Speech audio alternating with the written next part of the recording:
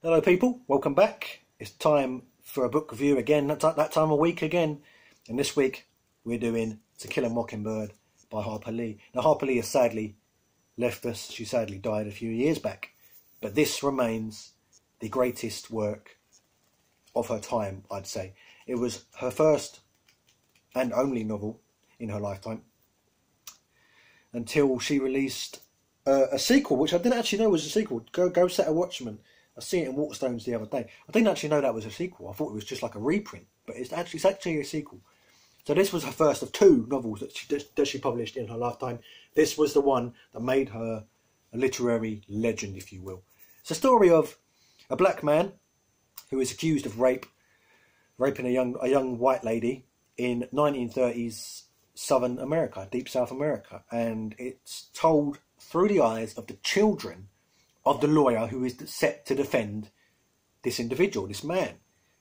And it is really, really such a brilliant commentary on racism, especially since it's portrayed through the eyes of children. And it shows just how stupid and just how, petty and silly-minded racism actually is, because these children, they struggle to grasp it throughout the entirety of this book. They struggle to grasp why, because this man has dark skin. Why is he being treated in such a way? Now their father, the lawyer, is adamant he's innocent, obviously, but it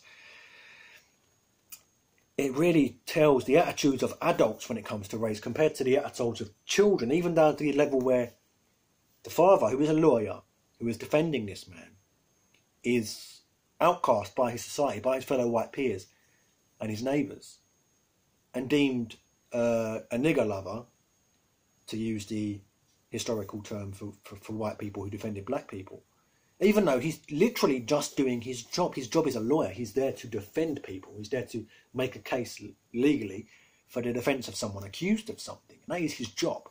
But because he's taken this job from a black male who's been accused of raping, everybody in the town automatically assumes the black male is guilty, of course. The father, the lawyer, naturally believes he's innocent. And that's not just a professional opinion, that is his own personal opinion. And this is a really, really good critique on racism. And honestly, I think if you've ever looked at a black person and put your hand on your pockets to make sure everything's there, or you've moved away, make sure they can't steal anything, or you've crossed the street when you've seen a black person, or you've seen a Muslim and thought terrorist, which we all have.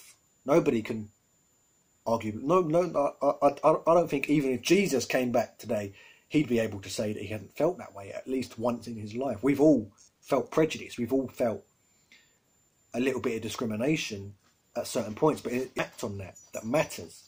So if you've ever felt anything like that in your life, which I know you have, go ahead, pick that up. There is absolutely, it will question everything you thought you knew about race.